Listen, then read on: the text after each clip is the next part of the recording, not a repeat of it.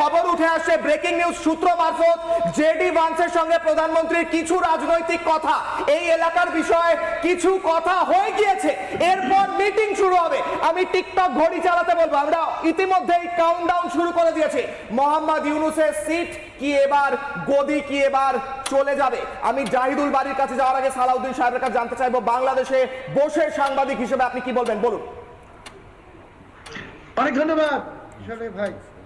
আমি ডক্টর শতরূপাকে এবং বিমল কুমার চন্দ্র সাহেব, যিনি আমার দেশের জন্য যুদ্ধ করেছেন, দুজনকে আমার প্রণাম জানিয়ে বলছি যে আপনি যখন বলছেন যে জেডি ভ্যান্সের সঙ্গে প্রধানমন্ত্রী নরেন্দ্র মোদী সাহেবের বৈঠক হয়েছে, ঠিক এই সময়টাতেই দেখুন ডোনাল্ড ট্রাম্প হামাসকে কিন্তু একটা হুমকি দিয়েছেন, চেতাবনী যাকে বলেন আমরা হিন্দিতে, যে শনিবারের মধ্যে যদি ওই সালাউদ্দিন সাহেবের অডিওটা একটু বাড়াতে বলবো, সালাউদ্দিন সাহেবের অডিও একটু বাড়াতে বলবো। হ্যাঁ বলুন সালাউদ্দিন সাহেব।